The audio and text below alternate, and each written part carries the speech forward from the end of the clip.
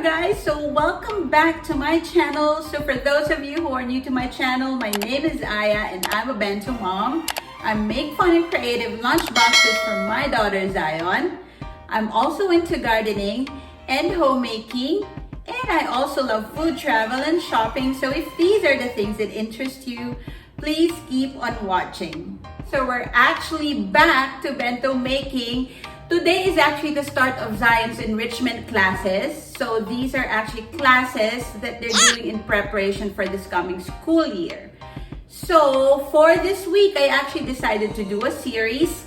So these series are actually those of cartoon characters made or created by this very, very popular group that's trending nowadays. So I'm sure you've already seen my thumbnail. So let's check and see what the ingredients are and kung sinong gagawin natin for today. Alright guys, so for this week's series, we're gonna be doing BT21 characters. So these were characters created by the popular group BTS. So for today, Monday, we're gonna be doing Chimmy of BT21. So this is the character of Jimin. There's a screen if you can see. Ayan siya. So, ang ingredients natin for today's creation, of course, we have here just plain white rice. So this is about 1 tablespoon of plain na white rice. And then of course, since Chimmy is a yellow character, so Chimmy is a dog, so we have here yellow colored rice. So this is about 3 tablespoons. So for the food color, I use McCormick yellow food color. So this is 2 drops of McCormick yellow food color, which I diluted in 1 tablespoon of water. And then this is actually 3 tablespoons of rice. So you just mix and mash the rice to incorporate the yellow food color on it. So for those of you who are into healthy or organic and you don't want to use food color, you can also use turmeric for this one. And then for the details of Chimmy, I have nori. So this is the brand that I'm using. So this is Bibigo nori sheets. So I have here cut nori sheets. So for the details, we need 2 circles. So we just need to cut 2 small circles for the eyes. And then 1 little oblong or oval shape for the nose. And then 1 straight line for the mouth. And then this shape for the ears. So it's like a teardrop shape for the ears. So 2 of these. Alright, so those are the only details or things that you need for the character. Actually, Chimmy has a tongue. So since Zion's ulam for today is hot dogs, so I'll be using hot dogs for the tongue of Chimmy. Okay? And then, we also have here scrambled eggs for Zion's side. So we have hot dogs and eggs for her ulam. And then for her dessert, I have here M&M's candies. Hazelnut spread. There. So we don't have fruits today because we didn't do the groceries yet. Okay, so for the base, I'm using this cooking sheet.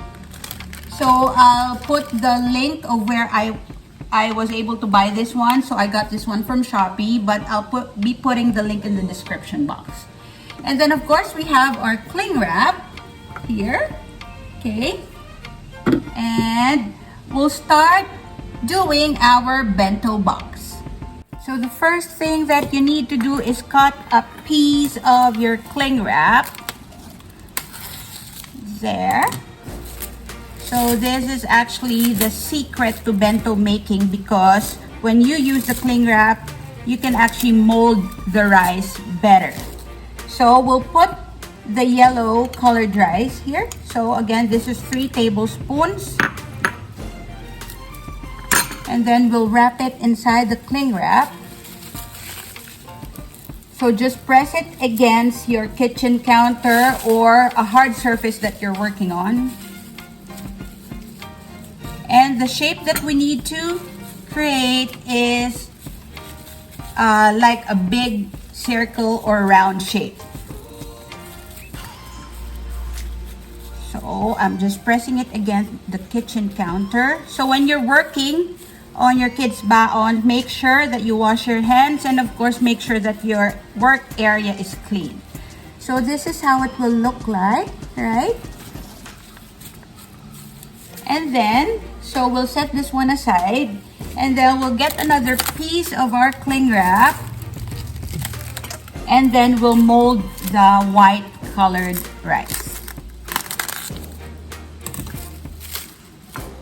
Okay, so for the white colored rice or the plain white rice, you just need around 1 tablespoon, and then wrap it inside the cling wrap again. Okay, and then just make it compact, and so mold it into a round shape, and then just press it against the kitchen counter again, or the hard surface that you're working on.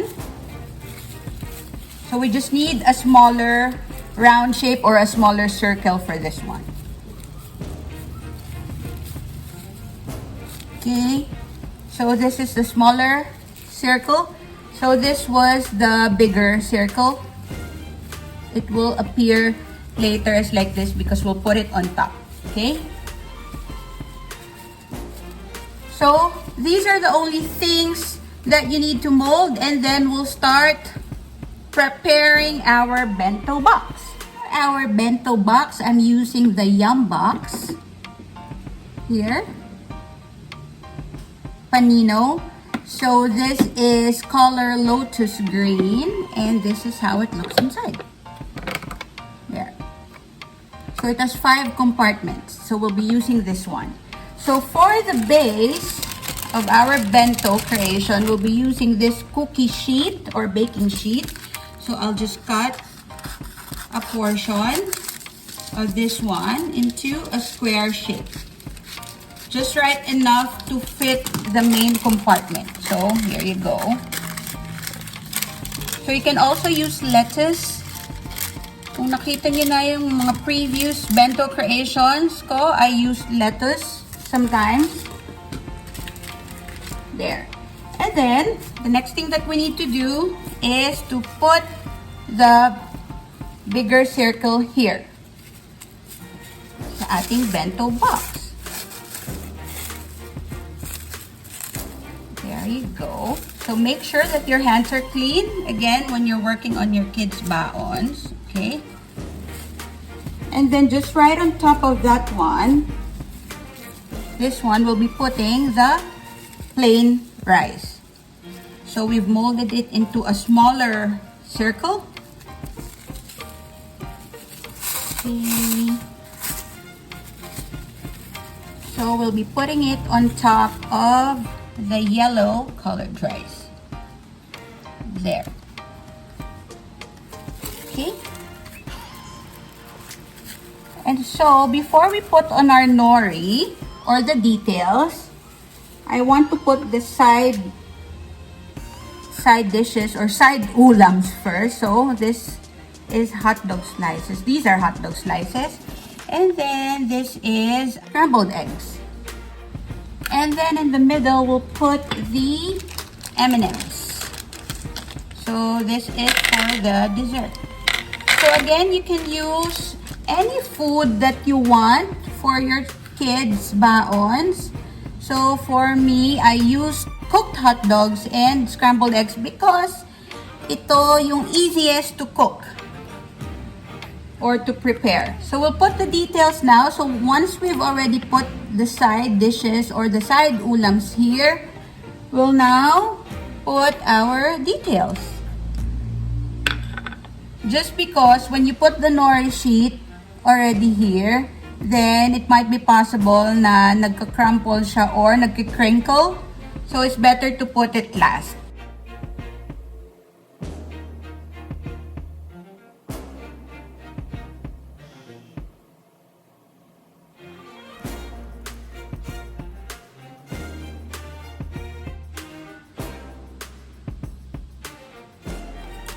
Alright, so here's the finished product.